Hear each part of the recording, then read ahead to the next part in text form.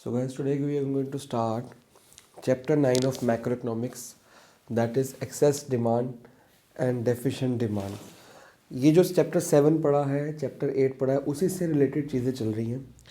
मैं आपको नोट्स भेज दूंगा मार्क करके. Now what is excess demand? Excess demand एक सिचुएशन है व्हेन जो आपकी एग्रीगेट डिमांड है वो more than aggregate supply corresponding to full employment level. अब ये आपको समझ नहीं आएगा. बुक में लिखा है कि एग्रीगेट डिमांड वो ज़्यादा है एग्रीगेट सप्लाई से फुल एम्प्लॉयमेंट लेवल के नज़रिए से. अब ये बात क्या हुई? तो ये बात समझाने का काम हमारा है. वो कहता है कि बेसिकली इसका छोटा शॉर्टकट में या देसी भाषा मतलब ये है कि जो एक्चुअल डिमांड है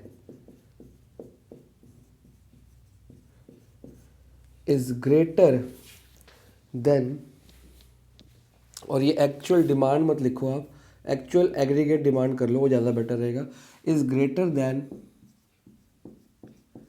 प्लान्ड एग्रीगेट डिमांड. अब ये बात क्या हुई? तो इसको कर्व से हम समझाने की कोशिश करेंगे ताकि ये चीज़ें बेटर समझ आए. ये कर्व को यहाँ बनाते हैं, वहाँ पे लाइट का वो फ्लैश आती है. हमें पता है कि ये एग्रीगेट सप्लाई कर्व है और जिसे हम y भी कहते हैं C+S, ठीक है. और ये हमारा चलता है एग्रीगेट डिमांड, ठीक है, जिसे हम कहते हैं C+I. और ये आ गया हमारा इक्विलिब्रियम पॉइंट. यहाँ पे aggregate demand is equal to aggregate supply, और इस लेवल को ही हम क्या कहते हैं? Full employment level. ये हमने पिछले चैप्टर में पढ़ा था कि जब इकॉनमी इक्विलिब्रियम पे रहना पसंद करती है तो फुल एम्प्लॉयमेंट लेवल पे होती है. अब हुआ क्या? ये है आपकी प्लान एग्रीगेट डिमांड जो हमने प्लान कर रखी है कि हमारी इकॉनमी यहाँ पे रहे. लेकिन एक्चुअल में सिचुएशन ऐसी नहीं है. एक्चुअल में जो डिमांड है ना वो ये आपकी प्लान लेके चलते हैं, लेकिन एक्चुअल डिमांड थोड़ी सी इससे ऊपर है यहाँ पे. मतलब एक्चुअल में लोग ज़्यादा डिमांड कर रहे हैं. अब एक छोटी सी बात है कि लोग ज़्यादा डिमांड कब करते हैं, ये हमने 11th में पढ़ा है. लोग ज़्यादा डिमांड तब करते हैं जब उनके पास पैसा ज़्यादा आता है. तो पैसा ज़्यादा कब आता है? जब इन्वेस्टमेंट या कंजम्पशन, खर्चा ज़्यादा बढ़ता है. जब पैसा ज़्यादा आता है तो कंजम्पशन बढ़ती है. हमने ये पढ़ा था कि अगर आपकी इनकम बढ़ेगी तो आपकी कंजम्पशन भी बढ़ेगी और आपकी इन्वेस्टमेंट भी बढ़ेगी. तो जब ये दोनों चीज़ें बढ़ जाएगी तो आपकी एग्रीगेट डिमांड AD से AD1 पे चली जाएगी. अब ये डिमांड बढ़ी है इन्वेस्टमेंट की वजह से, C+I, मतलब C+I तो इतनी हो गया, प्लस इसमें क्या ऐड हुआ? इसमें आपने फर्दर कोई इन्वेस्टमेंट की है. हम कहते हैं कि जब हमारा इक्विलिब्रियम पे है, फुल एम्प्लॉयमेंट है, हमारा खर्चा बढ़ने की उम्मीद नहीं, क्योंकि हम प्रॉपरली सारा खर्चा कर रहे हैं. कंजम्पशन एक्सपेंडिचर इंक्रीजिंग कोई गुंजाइश नहीं है, क्योंकि जितनी इनकम बढ़ रही थी हमने खर्चा बढ़ाते गए, एक लेवल पे आके खर्चा सारा पूरा हो गया. अब हमें खर्चा बढ़ाने की ज़रूरत नहीं है, हमारा सारे खर्चे पूरे हो रहे हैं. फिर और इनकम बढ़ी तो हमने इन्वेस्टमेंट बढ़ाई. पहले हम ये बढ़ाते हैं, जब ये हमारा पूरा इसमें संतोष मिल जाता है कि हम पूरे रच जाते हैं कि अभी अब सारे खर्चे पूरे हो चुके हैं, फिर हम इन्वेस्टमेंट बढ़ाते हैं. गाड़ी खरीद लिया, घर खरीद लिया, सोना खरीद लिया, इन्वेस्टमेंट बढ़ती है. जब इन्वेस्टमेंट भी हमारी पूरी हो जाती है फिर हम सेविंग करनी शुरू करते हैं. अब जब इन्वेस्टमेंट बढ़ी, C+I मतलब ये बराबर हो गया. इसमें इन्वेस्टमेंट बढ़ने से, इन्वेस्टमेंट कितनी बढ़ी? डेल्टा I की गैप से. मतलब कि ये जो गैप है इसको हम डेल्टा I कह सकते हैं कि डेल्टा, क्योंकि C+I तो यही है और C+I में डेल्टा I अगर आप ऐड कर रहे हो, मतलब C+I ये रहा, इसमें डेल्टा I आपने ऐड कर दिया तो नई एग्रीगेट डिमांड आ गई. और ये हमारी एक्चुअल, बुक में थोड़ा सा अलग फिगर है, आप इसी हिसाब से बनाओ ताकि समझ आपको भी आए और एग्जाम में भी आए मैडम को. ये आपका एक्चुअल वो है एग्रीगेट डिमांड. अब इस सिचुएशन को हम इकोनॉमिक्स में कहते हैं एक्सेस डिमांड, कि जितना आपको डिमांड प्लान करके रखा था यार इकॉनमी यहाँ पे चाहिए फुल एम्प्लॉयमेंट पे, इक्विलिब्रियम पे, लेकिन इकॉनमी अब जो अपने आप को मेंटेन कर रही है वो इससे ऊपर मेंटेन कर रही है। कहाँ पे? यहाँ पे, ये एफ पॉइंट है यहाँ पे, और ये जो गैप है इसे हम बोलते हैं डेल्टा आई, या मतलब ये जो फ़र्क आ गया, कितना फ़र्क आ गया, ये इस फ़र्क को हम क्या बोलेंगे? Inflationary gap.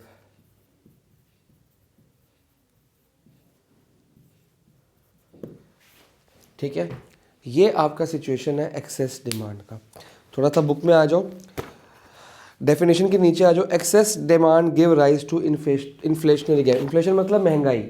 जब ऑब्वियसली किसी चीज़ की डिमांड बढ़ गई लेकिन सप्लाई वहीं की वहीं है, डिमांड ज़्यादा है, तो खाली डिमांड बढ़ने से चीज़ें महंगी होती हैं। और कितनी महंगी होंगी? इतनी महंगी होंगी। इस सिचुएशन को हम बोलते हैं inflationary gap. Inflationary gap refers to the gap by which actual aggregate demand exceeds the aggregate demand required. Aggregate demand required वाले वर्ड को आप planned aggregate demand भी लिख सकते हो, कि situation where actual aggregate demand exceeds required. Required इसमें लिखा है या planned लिखा है, एक ही बात है। To establish full employment demand. Full employment के लिए जितनी प्लान चाहिए हमको उससे ज़्यादा हो गई है डिमांड। किस वजह से? क्योंकि लोगों ने अपना इन्वेस्टमेंट का खर्चा बढ़ा दिया। ठीक है, अच्छा, इससे क्या होता है? प्राइस लेवल इन्फ्लेशन का मतलब क्या है हिंदी में? महंगाई बढ़ रही है तो प्राइस लेवल बढ़ रहा है। अब बाकी डायग्राम में वगैरह वगैरह लिखा हुआ है, मैंने मार्क कर दिए, आप लोग स्टडी कर लेना। अब इसके हम पढ़ेंगे कि ये एक्चुअली रीजंस क्या हो सकते हैं कि ऐसा हुआ। ठीक है, तो एक एक करके रीजंस को पढ़ना शुरू करेंगे। ठीक है, आज हमने एक्सेस डिमांड और डेफिशिएंट डिमांड दोनों ख़त्म करने की ट्राई करनी है। पहला रीज़न, यार ये डिमांड क्यों बढ़ गई, और बाद में पढ़ेंगे कि इसका इम्पैक्ट क्या पड़ा। ये डिमांड बढ़ी है तो मतलब या तो सी बढ़ा है या आई बढ़ा है, डेल्टा आई। हम फिलहाल मान के चल रहे हैं कि डेल्टा आई बढ़ा, लेकिन अगर मन में सोचो तो कुछ भी बड़ा हो सकता है ना। Rise in propensity to consume, ये डिमांड तब बढ़ी जब राइज इन एमपीसी हुआ। भाई लोगों का कंजम्पशन खर्चा, हमने ये माना इकोनॉमिक्स में कि कंजम्पशन खर्चा बढ़ गया होगा, इन्वेस्टमेंट बढ़ गया होगा, उसके बाद डेल्टा आई बढ़ा है, मतलब जो गैप है डेल्टा आई से हम डिनोट कर रहे हैं। अब ये इन्वेस्टमेंट क्यों बढ़ा? क्योंकि एमपीसी बढ़ा, लोगों का कंजम्पशन खर्चा बढ़ा। जब लोगों का खर्चा बढ़ेगा तो डिमांड क्या होगी? बढ़ेगी। तो ये बुक में प्रॉपर लिखा हुआ है। सेकेंड पॉइंट है, क्योंकि छोटी छोटी बातें हैं यार, खर्चा बढ़ गया, कंजम्पशन एक्सपेंडिचर बढ़ गया तो डिमांड बढ़ गई। Reduction in taxes. अब टैक्सेस वाला पॉइंट बच्चों को ज़्यादातर समझ नहीं आता। वो रिडक्शन को, यहाँ पे डिमांड बढ़ रही है तो यहाँ पे इंक्रीज इन टैक्स लिख देते हैं, यहाँ पे टैक्स इंक्रीज नहीं, टैक्स घट रहा है। तो बात ये है यार, टैक्स घटने से डिमांड कैसे बढ़ गई? देखते हैं। हम टैक्स किसको देते हैं? गवर्नमेंट को। ये है हाउस होल्ड यानी कि हम, और ये है गवर्नमेंट। हमने गवर्नमेंट को टैक्स देना है। अब हाउस होल्ड की इनकम है 10 रुपये या 100 रुपये ले लीजिए। हाउस होल्ड की इनकम कितनी है? 100 रुपये। इसमें से हाउस होल्ड गवर्नमेंट को टैक्स दे रहा है 40 रुपये मान लो, और उसके पास कितने बच गए, या उसका गवर्नमेंट को इतने 40 रुपये दिए, उसका खुद का खर्चा कितना हो गया, या स्पेंड लिख लो, आपको बेटर समझ आएगा। हाउस होल्ड गवर्नमेंट को 40 रुपये, हाउस होल्ड खाली हाउस होल्ड नहीं, यहाँ पे कॉर्पोरेट भी आ जाएगा, बिजनेस फर्म्स भी आ जाएंगी। यहाँ पे एक बंदा एच ले लो, एच की कमाई है 100 रुपये, उसमें से 40 रुपये वो गवर्नमेंट को टैक्स दे देता है, और 60 रुपये अपने पास उसके पास बच जाते हैं। खर्चा करे, सी करे, आई करे, एस करे, वो देखा जाएगा। अब यहाँ पे हम क्या कह रहे हैं? Reduction in taxes. गवर्नमेंट ने टैक्स घटा दिए, गवर्नमेंट ने टैक्स घटा दिए। 40 रुपये का टैक्स गवर्नमेंट ने कर दिया 20 रुपये का, किसी वजह से भी कर दिया हो। गवर्नमेंट का भी रीज़न नहीं बताएगी कि हमने क्यों किया, गवर्नमेंट ने किसी भी वजह से टैक्स घटा दिया। गवर्नमेंट टैक्स बढ़ाती घटाती रहती है हर साल बजट में। 40 रुपये का टैक्स 20 रुपये का हो गया, रिडक्शन इन टैक्सेस हो गए, तो ऑटोमेटिकली इनकम तो नहीं बढ़ी उसकी, इनकम तो 100 की 100 ही है, लेकिन पैसे बच गए उसके।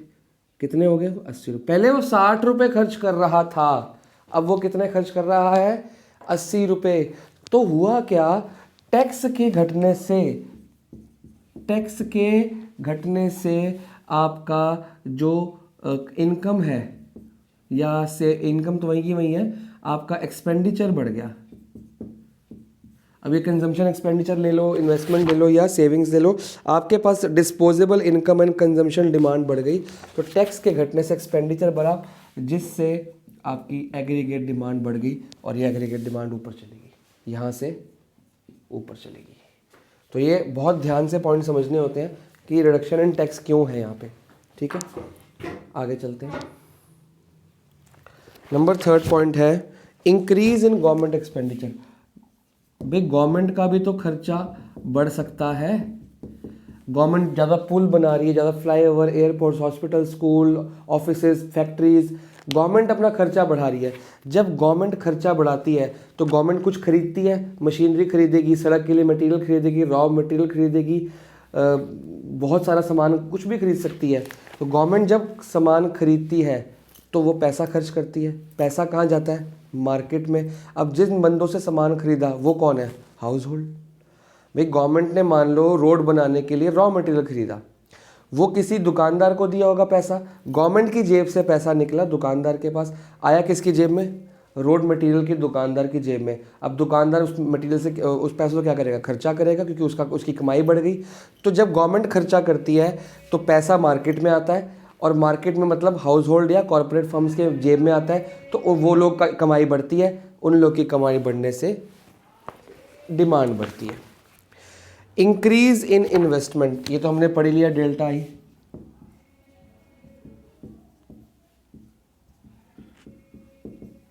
खाली गवर्नमेंट नहीं, गवर्नमेंट का समझ लो, या हम अपने सोना चांदी कुछ भी ज़्यादा इन्वेस्ट करते हैं, शेयर्स खरीदने लग पड़ते हैं, हमारे पास इनकम बढ़ने से कई बार हम इन्वेस्टमेंट ज़्यादा करने लग पड़ते हैं। जैसे इन्वेस्टमेंट करते हैं तो डिमांड चीज़ों की बढ़ती है, क्योंकि हम मार्केट में इन्वेस्ट करने के लिए हम शेयर्स खरीदेंगे तो पैसा देंगे किसी को, तो पैसा मार्केट में आएगा। जैसे ही मार्केट में पैसा आता है डिमांड बढ़ जाती है। फॉल इन इम्पोर्ट्स, बहुत ध्यान से पढ़ेंगे जी। अब आपने ये ना इसमें ध्यान रखना है, एक तो ये वाला पॉइंट टैक्सेस वाला रिडक्शन में आ रहा है, एमपीसी बढ़ रही है, गवर्नमेंट एक्सपेंडिचर बढ़ रहा है, इन्वेस्टमेंट बढ़ रहा है, लेकिन फिर से ये घट रहा है आपका। तो ध्यान रखना कि याद करने से पहले कि क्या घटता है क्या बढ़। इम्पोर्ट्स का घटना। अब व्हाट इज इम्पोर्ट्स? इम्पोर्ट वो चीज़ होती है जो हम बाहर से मंगाते हैं, चाइना से मंगा लिया, अमेरिका से मंगा लिया, कनाडा से मंगा लिया, यूके से मंगा लिया, ऑस्ट्रेलिया से मंगा लिया, जो भी हम सामान आउट ऑफ इंडिया मंगाते हैं, बाहर के देशों से अपने देश में मंगाया जाता है, अगर वो इम्पोर्ट्स फॉल हो गए तो क्या होगा? अब खुद सोचो, जब हम पैसा बाहर से कोई चीज़ मंगाते हैं तो हम बाहर के लोगों को पैसा देते हैं, देश से पैसा बाहर जाता है। ये इंडिया है, ये रेस्ट ऑफ द वर्ल्ड हो गया। हम क्या कर रहे हैं? इंपोर्ट्स, जब हम इंपोर्ट्स मंगा रहे हैं, ये इंपोर्ट्स हो गए, तो यहाँ से क्या गया? मनी गया, बदले में हमारी इकॉनमी से मनी गया।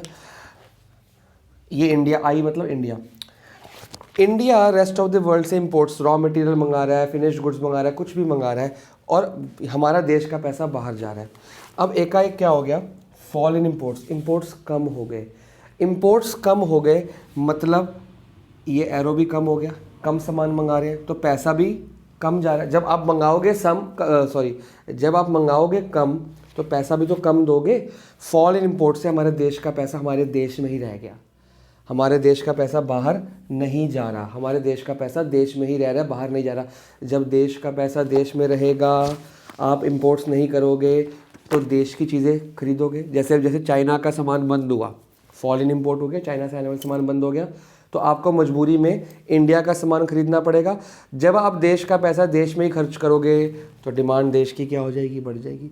यार ऑब्वियस बात है, पहले हर चीज़ चाइना की आ रही थी, एकाएक चाइना से आइटम आनी बंद हो गई, फॉल इन इंपोर्ट्स हो गया, तो जो सामान हम चाइना से खरीद रहे थे अब हमको अपने देश में खरीदनी पड़ेगी। जब हम अपने देश का पैसा देश में इन्वेस्ट करेंगे तो इन्वेस्टमेंट बढ़ेगी, कंजम्पशन बढ़ेगी, खर्चा बढ़ेगा, देश की डिमांड बढ़ जाएगी। तो ध्यान रखना, ये 2 पॉइंट्स मैंने टिक किया है। आगे बढ़ते हैं जी। राइज इन मतलब ये उल्टे चल रहे हैं। रीजंस किसकी कर रहे हैं? एक्सेस डिमांड की। एक्सेस डिमांड मतलब डिमांड बढ़ रही है। डिमांड बढ़ने में एक टैक्स घटने का बहुत बड़ा रोल है और एक इंपोर्ट्स घटने का बहुत बड़ा, मतलब उल्टा चल रहा है। खाली इसको टिक किया तो आपको याद करने में आसानी हो जाएगी। भाई डिमांड बढ़ रहा है, एमपीसी बढ़ रही है, गवर्नमेंट एक्सपेंडिचर बढ़ रहा है, इन्वेस्टमेंट बढ़ रहा है, लेकिन टैक्स और फॉल इन इम्पोर्ट्स पे सर ने टिक किया था, मतलब इम्पोर्ट्स और टैक्स पर टिक किया था, तो वो फॉल होंगे, क्योंकि आगे डेफिशिएंट डिमांड पड़ेंगे, वहाँ भी टिक करूँगा, वहाँ ये राइज होंगे। राइज इन एक्सपोर्ट्स,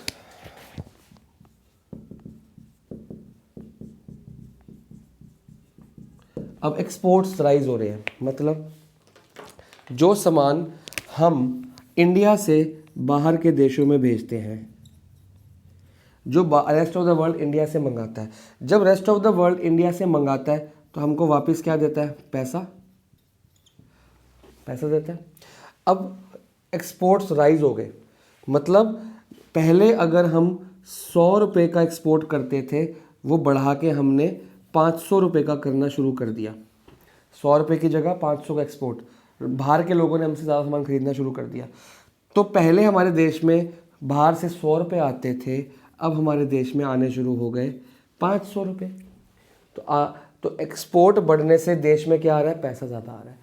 इंपोर्ट घटने से देश का पैसा देश में ही इन्वेस्ट हो रहा है, तो डिमांड बढ़ रही है। एक्सपोर्ट बढ़ने से बाहर का पैसा भी देश में आ रहा है, दोनों बातें होगी। एक्सपोर्ट बढ़ा, रेस्ट ऑफ द वर्ल्ड का पैसा देश में आ गया। इंपोर्ट घटा, हमारा पैसा बाहर जाने से रुक गया, देश में ही बढ़ रहा है, देश में ही बढ़ रहा है, देश में डिमांड बढ़ रही है, देश में खरीदारी बढ़ रही है। तो ये 2 रीजंस हैं जिससे हमारे देश में बाहर का पैसा 100 की जगह 500 आना शुरू हो गया, तो पैसा मार्केट में आएगा। मार्केट में मतलब हम ही लोग तो मार्केट है, हमारी जेब में आएगा। जब हमारी जेब में ज़्यादा पैसा आएगा तो हमारी डिमांड बढ़ जाएगी, खर्चे बढ़ जाएंगे हमारे। लास्ट पॉइंट है जी डेफिसिट फाइनेंसिंग।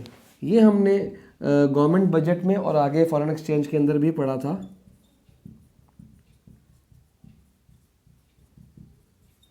ये पॉइंट है डेफिसिट फाइनेंसिंग। अब आप खुद सोचो, डेफिसिट का मतलब क्या होता है? जब हमारा जो गवर्नमेंट का रिसिप्ट है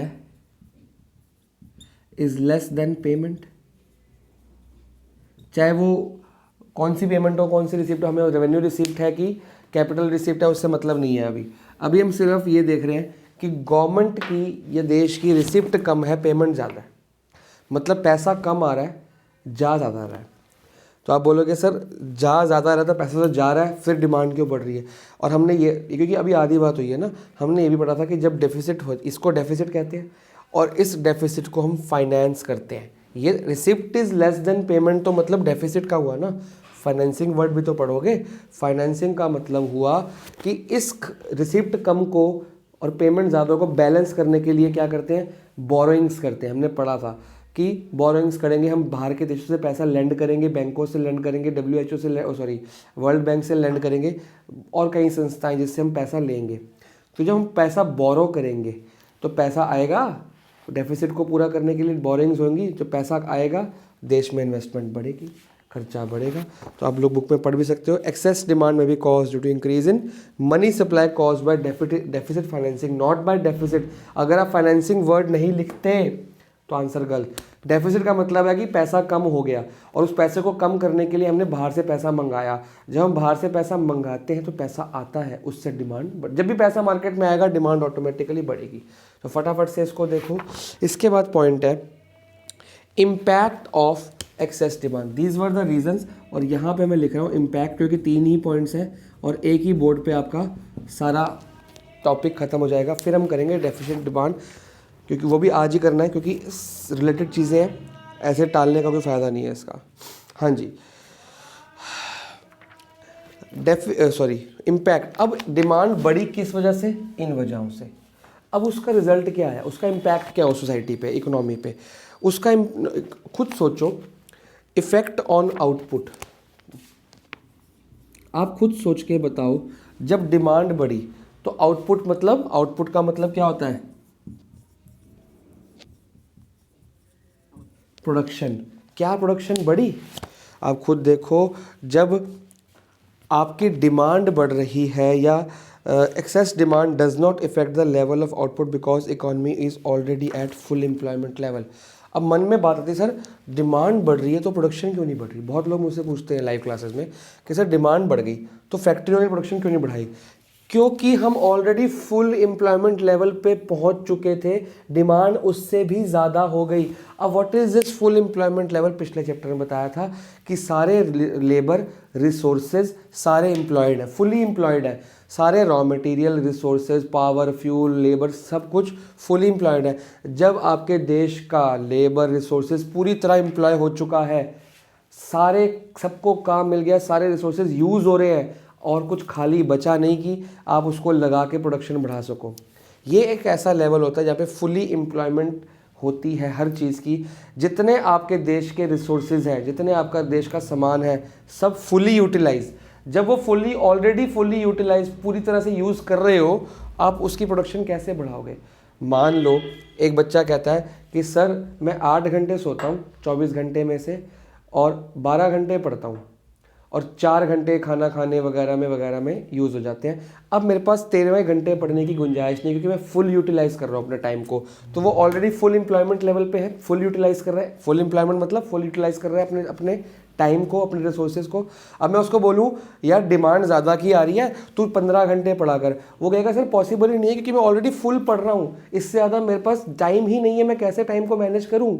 ठीक है, तो वो फुल ऑलरेडी जब बच्चा फुल पढ़ रहा है तो ऊपर नहीं पढ़ पाएगा। हाँ, अगर वो बच्चा यहाँ पे पढ़ रहा होता कि मैं 8 घंटे पढ़ रहा हूँ कि सर अभी भी मेरे पास 4 घंटे हैं, मैं फुल एम्प्लॉयमेंट पे जाने के लिए 4 घंटे और पढ़ सकता हूँ।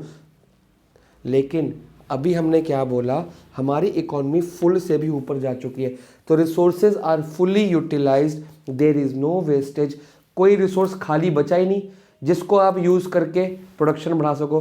भाई प्रोडक्शन बढ़ाने के लिए लेबर चाहिए, रॉ मटेरियल चाहिए, बिजली चाहिए, फ्यूल चाहिए, सारे तो यूज़ हो गए यहाँ पे। जब सारे ऑलरेडी सारी लेबर यूज़ हो चुकी है, कोई बंदा खाली नहीं बैठा, प्रोडक्शन बढ़ाने के लिए लेबर नहीं मिलेगी, पावर नहीं मिलेगी, रॉ मटेरियल नहीं मिलेगा। क्यों, सब कुछ तो यूज़ हो गया यहाँ पे। तो आप प्रोडक्शन बढ़ाओगे कैसे। तो आउटपुट पे नो इफेक्ट, आउटपुट बढ़ेगी नहीं क्योंकि हम, रीज़न क्या है इसका, ये फुल एम्प्लॉयमेंट लेवल कि हम यहाँ पे हैं, इससे ऊपर हम नहीं जा सकते क्योंकि रिसोर्सेज ही खत्म हो चुके हैं, यहाँ पे पूरी तरह यूज़ हो चुके हैं। सेकंड, क्या एम्प्लॉयमेंट पे इफेक्ट पड़ेगा, क्या लोगों को और काम मिलेगा। तो इसका आंसर भी यही है सर, एम्प्लॉयमेंट फुल हो चुकी है, सारे दिन जितने में बेरोजगार थे सबको काम मिल चुका है, अब देश में कोई वैकेंसी नहीं बची, कोई बेरोजगार भी नहीं बचा, जितना काम था उससे ज़्यादा लोग हमने एम्प्लॉय कर दिए, मतलब काम को पूरी तरह से लेबर ने भर दिया। अब लेबर भी खाली नहीं बैठी, तो जब लेबर खाली नहीं बैठी एम्प्लॉयमेंट बढ़ेगी नहीं, मतलब एक्सेस डिमांड होने से एम्प्लॉयमेंट बढ़ती नहीं है क्योंकि हम ऑलरेडी फुल एम्प्लॉयमेंट लेवल को भी क्रॉस कर चुके हैं। पिछला चैप्टर साथ में पढ़ लो तो बेटर रहेगा। फुल एम्प्लॉयमेंट लेवल जहाँ पे सब कुछ फुली यूटिलाइज हो रखा है, इसके बाद देश में कुछ भी खाली नहीं बचता यूज़ करने के लिए, तो एम्प्लॉयमेंट कैसे बढ़ेगी, लेबर भी खाली नहीं बची। तीसरा है जी जनरल प्राइस लेवल, क्या जनरल मार्केट का या देश का प्राइस बढ़ेगा। ऑब्वियसली बढ़ेगा ही बढ़ेगा। जब डिमांड बढ़ गई, किस चीज़ की डिमांड मार्केट में बढ़ रही है लेकिन उसकी सप्लाई वहीं की वहीं है, तो चीज़ें महंगी हो जाती हैं, तो जनरल प्राइस लेवल हो जाता है इंक्रीज़। ये हमने देखा भी है और इसको हम इन्फ्लेशन कहते हैं। तो प्राइस, इसको ऐसे लिख लो, राइजेस, जिसको हम इन्फ्लेशन भी कहते हैं कि महंगाई हो गई है। तो ये थी रीजंस, इन वजहों से, इनमें से कोई भी वजह हो सकती है जिससे डिमांड फुल एम्प्लॉयमेंट को भी पार कर गई। लेकिन इफेक्ट क्या पड़ता है, प्रोडक्शन नहीं बढ़ेगी, एम्प्लॉयमेंट नहीं बढ़ेगी, प्राइस बढ़ेगा, सिर्फ महंगाई बढ़ती है इस पे। ठीक है, बाकी आगे इस चैप्टर में वो चीज़ें आएंगी कि जैसे हम इस एक्सेस डिमांड को करेक्ट कर सकते हैं, कौन सी वो चीज़ें जिससे हम इस एक्सेस डिमांड को करेक्ट कर सके, वो मैं आपको डेफिशिएंट डिमांड और एक्सेस डिमांड के साथ साथ ही पढ़ाऊंगा। अब हम पढ़ते हैं deficient demand. What is deficient demand, तो बस उल्टा उसका डायग्राम बना लो आप और सारे रीजंस भी आपके उल्टे हो जाएंगे। वो मैंने डिटेल में पढ़ाया, ये जल्दी जल्दी पढ़ाऊंगा। ये आपका एग्रीगेट सप्लाई हो गया 45 डिग्री पे और इसको इनकम भी कहते हैं हम। और ये आपका एग्रीगेट डिमांड हो गया जी, और इसको हम बोलेंगे C प्लस आई। अब हुआ क्या, किसी भी वजह से, अच्छा ये आपका इक्विलिब्रियम E, और इसको हम क्या बोल सकते हैं, फुल एम्प्लॉयमेंट लेवल, कि यहाँ पे सारे रिसोर्सेज फुली अब के ऑक्यूपाइड थे, कुछ भी खाली नहीं बचा था। अब किसी भी वजह से डिमांड घट गई, नीचे आ गई, AD से AD1 पे आ गई, कि इन्वेस्टमेंट घट गई होगी, लोगों ने इन्वेस्टमेंट करनी बंद कर दी, लोगों ने घर बेच दिए होंगे, गाड़ी बेच दी होंगी, क्योंकि पैसा खत्म हो गया। जब आप डिमांड कब घटाओगे, आपके पास पैसे कम होंगे, आपकी इनकम, सैलरी, नौकरी छूट गई। जैसे अभी लॉकडाउन हुआ था, लॉकडाउन से लोगों की सैलरी कम हो गई, नौकरियाँ चली गई, तो डिमांड ऑटोमेटिकली घट गई। पहले रिसोर्सेज फुली ऑक्यूपाइड थे, फुली यूटिलाइज हो रहे थे, अब रिसोर्सेज कम यूटिलाइज होंगे। पहले हम E पे थे, अब हम F पे आ गए, और ये जो गैप है इसे हम बोलते हैं डिफ्लेशनरी गैप।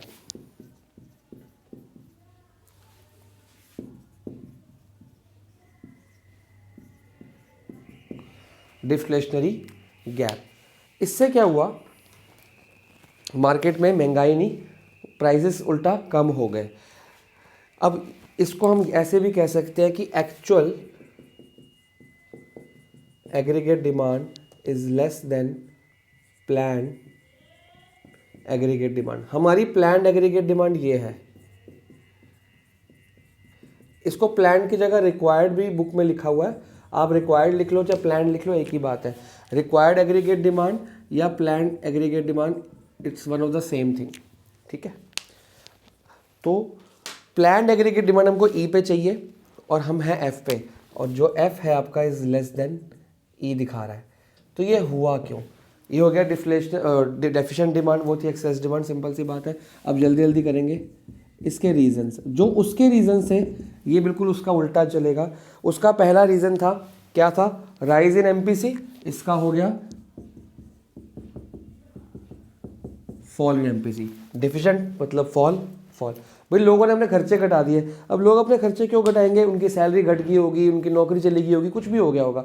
अब खुद सोचो, जब लोगों की नौकरी चली गई, क्या हम फुल एम्प्लॉयमेंट पे हैं, नहीं। जब लोगों की नौकरी गई तो वो कुछ लोग बेरोजगार हो गए, तो क्या हम फुल एम्प्लॉयमेंट लेवल पे हैं, क्या सारे लोग सबको काम मिल रहा है, नहीं। कुछ लोग बेरोजगार हो गए, हम नीचे आ गए।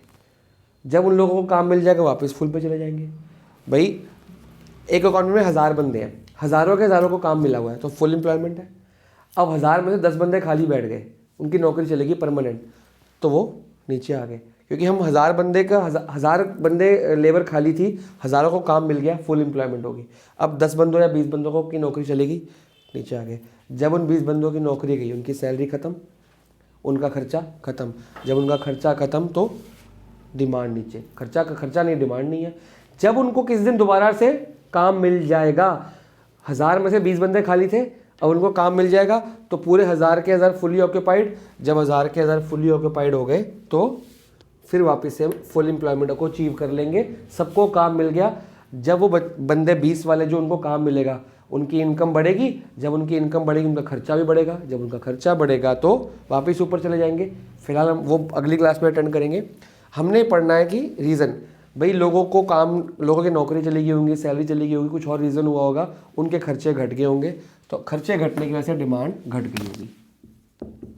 उसमें क्या पढ़ा था, एक्सेस डिमांड में रिडक्शन इन टैक्सेस, यहाँ क्या पढ़ेंगे, इंक्रीज इन टैक्सेस। और इसको मैं टिक कर रहा हूँ क्योंकि डेफिशिएंट के साथ फॉल तो जाता है, डेफिशिएंट के साथ ये उल्टा जाता है। उसमें मैंने 2 पॉइंट टिक किए थे, टैक्स वाला, टैक्स और आपका इम्पोर्ट्स वो उल्टे चलते हैं, टैक्स और इम्पोर्ट उल्टे चलते हैं, बाकी सब कुछ डेफिशिएंट के साथ फॉल होगा, एक्सेस में राइज होगा। आपकी इनकम थी 100 रुपये, आप गवर्नमेंट को 40 रुपये दे रहे थे, और आपके पास बचते थे खर्चा करने के लिए, स्पेंड करने के लिए, एक्सपेंडिचर मान लो 60 रुपये। गवर्नमेंट ने टैक्स बढ़ा दिया, जब गवर्नमेंट टैक्स बढ़ा देगी, गवर्नमेंट ने 60 रुपये टैक्स कर दिया, आपके पास बच रहे हैं 40 रुपये। जब आपके पास पैसे ही कम बच गए तो आप खर्चा क्या करोगे, कम करोगे। भैया गवर्नमेंट ने महंगाई बढ़ा दिया, टैक्स बढ़ा दिया, मेरी जेब में पैसे कम बच गए, मैं अपना खर्चा कम करता हूँ, मेरा बजट हिल रहा है, खर्चा कम करोगे तो डिमांड गिर गई, तीसरा पॉइंट था उसका गवर्नमेंट एक्सपेंडिचर, उसमें राइज हो रहा था, ये डेफिशिएंट है तो गवर्नमेंट एक्सपेंडिचर भी फॉल होगा। गवर्नमेंट अपने खर्चे कम कर रही है, किसी भी कोई भी रीज़न हो सकता है, गवर्नमेंट जब अपने खर्चे कम करेगी तो मार्केट में पैसा कम आएगा, जब मार्केट में पैसा कम आएगा, लोगों के पास पैसा कम आएगा, तो लोगों की डिमांड ऑटोमेटिकली कम हो जाएगी। इसके बाद आपका पॉइंट आता है जी इम्पोर्ट वाला नहीं, इन्वेस्टमेंट वाला। उसमें इन्वेस्टमेंट बढ़ाई थी, इसमें आपका ये जो फ़र्क है, ये डेल्टा आई का फ़र्क है, तो डिक्रीज इन इन्वेस्टमेंट। उसमें था राइज इन इन्वेस्टमेंट डिक्रीज हो रहा था, ये भी फॉल, ये भी फॉल, ये भी फॉल, सिर्फ वो राइज है, इसलिए इसको टिक कर दिया मैंने। फिर आ जाओ जी पांचवा इम्पोर्ट्स वाला। उसमें क्या था, एक्सेस डिमांड थी, उसका उल्टा राइज इन इम्पोर्ट। इसमें क्या, डेफिशिएंट डिमांड और उसका उल्टा, दोनों उल्टे में टिक मार दिया। ये डेफिशिएंट है तो राइज इन इम्पोर्ट आएगा। क्यों? इम्पोर्ट का मतलब बता दो, बताया था इम्पोर्ट का मतलब जो India rest of the world से सामान मंगाती है, इंपोर्ट हो गया, और उसके बदले में क्या देती है, पैसे। हमारे देश से पैसा जाता है। पहले इंपोर्ट था 100 रुपये का और पैसे आ रहे थे 100 रुपये। अब हम इंपोर्ट कर रहे हैं 500 रुपये का, राइज इन इंपोर्ट है ना, इंपोर्ट बाहर से सामान 500 रुपये का मंगा रहे हैं, हमारे देश से 500 रुपये चले गए। जब हमारे देश से मतलब हमारी जेब से ज़्यादा पैसे जाना शुरू हो गए, बाहर से सामान ज़्यादा मंगाना शुरू कर दिया, हमारे देश का जो कमाई है, इनकम है, बाहर जा रही है, तो मतलब हमारे देश में पैसा कम है, मार्केट में पैसा कम है, लोगों के पास पैसा कम है, डिमांड घट जाएगी। ये आपको खुद लिखना भी आना चाहिए, ये नहीं कि बुकिश लैंग्वेज पेल दो आप। बुकिश लैंग्वेज ठीक है, वो 1 लाइन 2 लाइन की है, लेकिन आपको खुद तो पता हो ना कि क्यों। अगर इंपोर्ट बढ़ता है तो देश से ज़्यादा पैसा बाहर जाता है, बाहर जाया जाएगा तो मार्केट में कम रहेगा, मार्केट में कम रहेगा तो लोगों के पास कम रहेगा, लोगों के पास कम रहेगा तो डिमांड भी तो कम होगी। ऐसे लिखो इसको। अगर आप चाहोगे तो आपको खुद के नोट्स दे दूंगा जो हमारी रिवीजन क्लास शुरू होंगी। राइज इन इम्पोर्ट 2 तरह से होता है, एक तो हम ज़्यादा मंगा रहे हैं, एक होता है कि राइज इन इम्पोर्ट प्राइजेज, कि बाहर के देशों ने चीज़ें महंगी कर दी।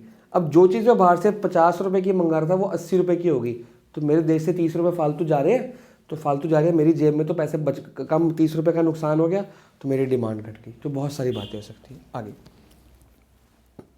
फॉल इन एक्सपोर्ट,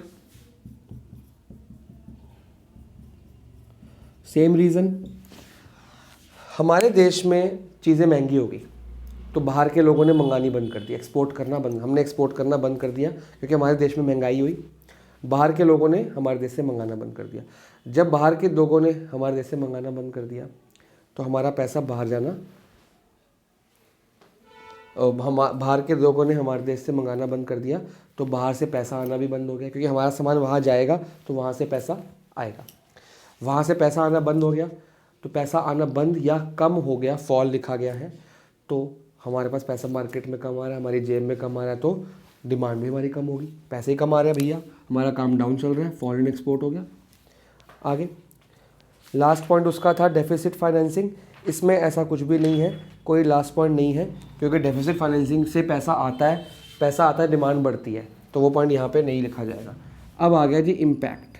फिर भी आपको लग रहा है कि मैंने फास्ट पढ़ाया है या आपको कोई पॉइंट समझ नहीं आया, प्लीज़ उसको हाईलाइट करके या स्क्रीनशॉट लेके मेरे को सेंड करना।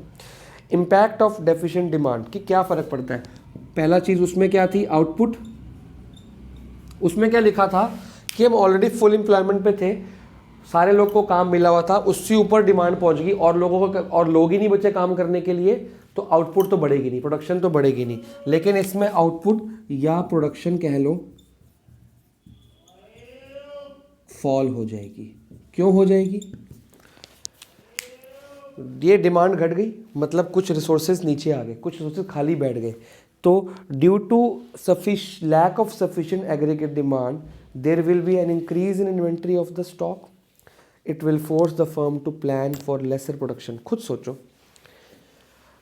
आप एक फैक्ट्री के मालिक हो और अभी आप यहाँ पे ऑपरेट कर रहे हो, जितना सामान बनाते हो बिक जाता है, जितना सामान बनाते हो बिक जाते हो। सडनली इन रीजन में से किसी वजह से या सबकी वजह से डिमांड घट गई। ये डिमांड घटी ना, AD से 81 डिमांड घट गई। पहले आप जितना बनाते थे उतना बिक जाता था, अब आप जितना बनाते हो वो सारा का सारा बिकता नहीं है। क्योंकि डिमांड नहीं है मार्केट में। तो वो सामान कहाँ जाएगा, या तो दुकानदार के पास, डिस्ट्रीब्यूटर के पास, या आपकी खुद की फैक्ट्री में पड़ा रहेगा। तो आउटपुट क्या होता है, फॉल। क्यों, क्योंकि स्टॉक बढ़ रहा है, आपके पास स्टॉक, इन्वेंट्री बढ़ रही है भाई। अब पहले बनाते थे 1000 रुपये का, 1000 रुपये का बिक जाता था। अब आप 1000 रुपये का बनाते हो, बिकता है 600 रुपये का। वो 400 रुपये का स्टॉक, क्योंकि डिमांड कम है ना, 600 का ही बिक पाता है, मार्केट में लोग मांग ही नहीं रहे। 400 रुपये का स्टॉक आपकी फैक्ट्री में पड़ा हुआ है, तो 400 रुपये का स्टॉक आपकी फैक्ट्री में पड़ा है। ऐसे अगले दिन फिर 400 का पड़ गया, अगले दिन फिर 400 का, आपके स्टॉक बढ़ते जा रहा है। तो डिमांड कम होने से स्टॉक बढ़ता है। स्टॉक बढ़ गया, तो जब स्टॉक बढ़ेगा तो आप प्रोडक्शन क्या कर दोगे, रोक दोगे कि भैया पहले ही एक्स्ट्रा स्टॉक पड़ा, बना बना के रख रहा हूँ, जगह ही नहीं बची। और बनाऊँ कि इसलिए जब मार्केट में डिमांड नहीं, मैं क्यों बनाऊँ, प्रोडक्शन कम हो जाती है। क्योंकि डिमांड, मार्केट में डिमांड नहीं है, हम बनाना बंद कर देते हैं। और बनाना बंद कर सकते हैं, बिल्कुल कर सकते हैं, क्योंकि फुल एम्प्लॉयमेंट लेवल पे थे, सारे लोगों को काम पे रखा था, कुछ लोगों को निकाल, होता नहीं कि एयरलाइंस वालों ने कुछ लोगों को निकाल दिया क्योंकि डिमांड नहीं है, मार्केट डाउन चल रही है, रिसेशन चल रहा है। इसको रिसेशन भी कहते हैं, डिफ्लेशन को, कि आपके पास आपके प्रोडक्ट की आप मार्केट में डिमांड नहीं आ रही, आप कुछ लेबर को निकाल दोगे, कुछ मशीनों को खाली कर दोगे, प्रोडक्शन कम कर दोगे। जब उन लोगों को निकालोगे क्या होगा, फुल एम्प्लॉयमेंट लेवल से नीचे होगा। और फिर जब उन लोगों को काम से निकालोगे तो प्रोडक्शन घटने के साथ साथ एम्प्लॉयमेंट भी तो फॉल होगी। लोगों को काम से निकाल रहे हो ना भैया, काम नहीं है, क्यों नहीं है, मार्केट में डिमांड नहीं है। मार्केट में डिमांड नहीं तो किसके लिए बनाए, जितना बनाते थे पहले सारा बिकता था, अब जितना बनाते हैं सारा नहीं बिकता, क्योंकि डिमांड नहीं है, तो सारा पड़ा रहता है। तो हम और बनाएंगे नहीं, तो और बनाएंगे नहीं तो लेबर को तनख्वाह नहीं दे सकते, पैसे नहीं है क्योंकि सामान नहीं बिक रहा, तो कुछ लेबर को निकाल देंगे, तो एम्प्लॉयमेंट विल ऑल्सो फॉल। अच्छा, उसके बाद इसको एम्प्लॉयमेंट को फॉल कह दो, या इसकी वजह से इनवॉलेंटरली अनएम्प्लॉयमेंट होती है। कौन सी, अनएम्प्लॉयमेंट हो जाती है थोड़ी सी। एम्प्लॉयमेंट फॉल या अनएम्प्लॉयमेंट एक ही बात होगी।